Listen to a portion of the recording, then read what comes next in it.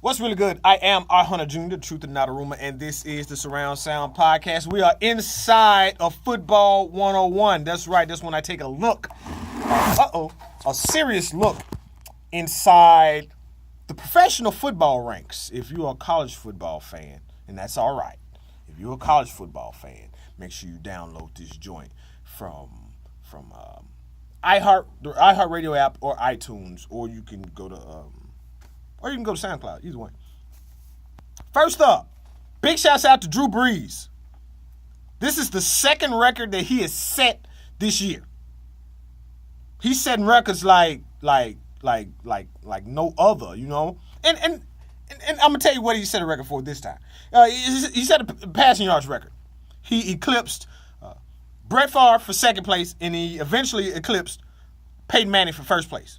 Career passing yards. You know, like he has like 71,000. He has like 1 million passing yards. Regardless, that's not important right here.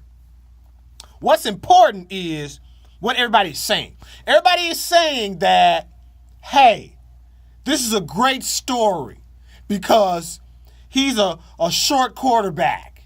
He's 6 feet tall. You know, he's like 5'10", 5'11". I'm going to tell you this right now. Actually, that's not a big deal. However, we have been conditioned to think that it is. And this is why. Let's think about all the quarterbacks. Let's think about some of the biggest bust quarterbacks that you could think of. Most of them Nerly Furleys were over 6'3". I'm talking about the Ryan Leafs, let's say the Joey Harringtons of the world,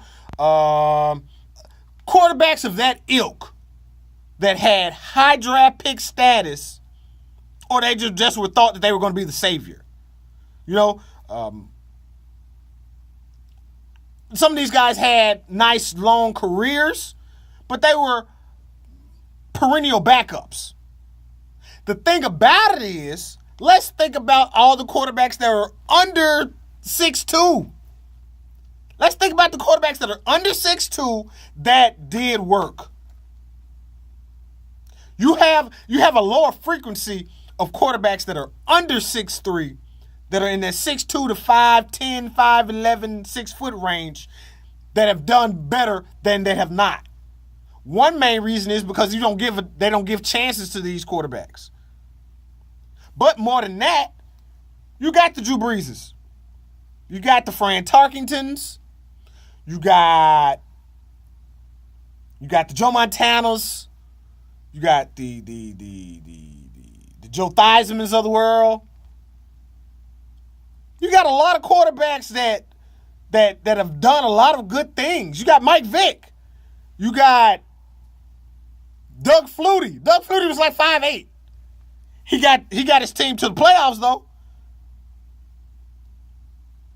All I'm saying is there are more bust in that 6'4", 6'5" range, 6'6" range. Brett Osweiler. Yeah, I see you. Didn't think I forgot about you, huh, baby? Yeah, I remember you. There are more busts that are tall than there are that are short. So, as NFL scouts, maybe you need to rethink this because Baker Mayfield is going to be the best quarterback out of this draft class. I'm sorry. I've told you guys time and time again that he's the best fit. That means more than your attributes. I will say this. For that Allen kid up in Buffalo, it made a lot of sense him coming out of Wyoming. It made a whole lot of sense for him to come out of Wyoming and to go to Buffalo. That made a lot of sense. So that's cool.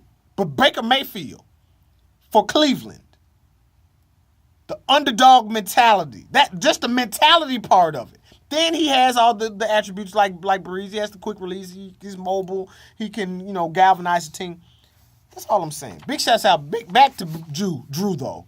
Big shouts out to Drew Brees, man. He's going to be considered one of the he should be considered one of the dopest. The thing about it is he came along in the era of Peyton and Tom Brady. Another story for another day. Let's play a game of dun, dun, dun, dun, dun. What do we know?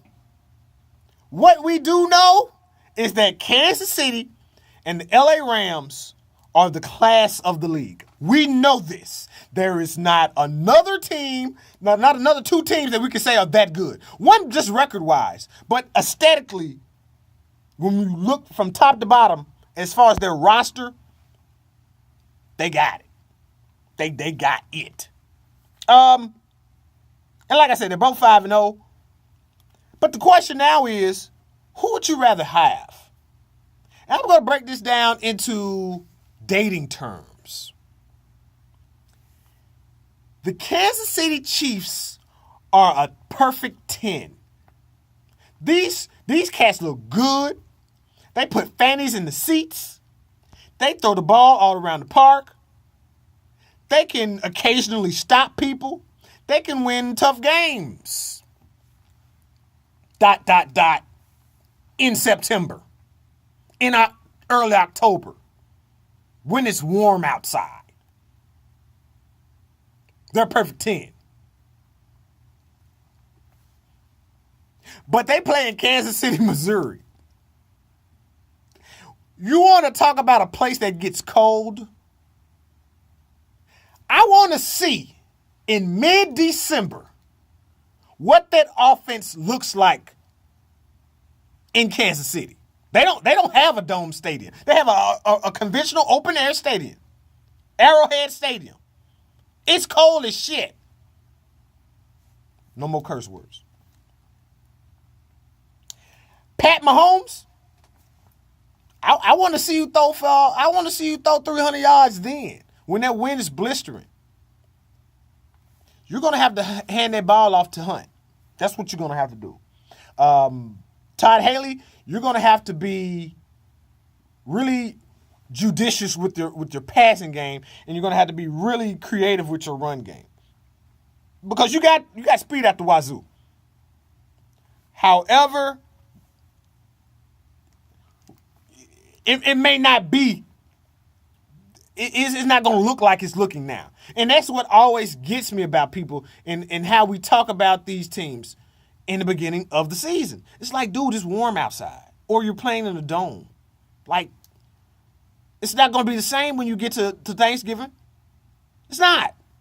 The weekend, when you get in November, December, you're not going to play the same type of ball that you played in the weekend after Labor Day.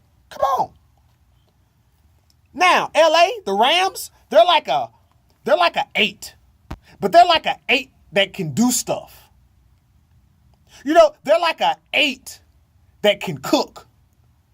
Or they're like an 8 that mows the lawn or can fix your washing machine. They're an 8. They're not as aesthetically pleasing as KC, but they damn good. Golf is nice. Robert Woods on the outside, looking good. Okay, their cornerback situation. Talib is like on IR. Peterson hurt himself, but he's been playing. They still got Sue and Donald in the middle of that defense. The only real blip is the interior, the linebackers. And then who the hell running the ball? Oh, shit, Todd Gurley. I forgot about him.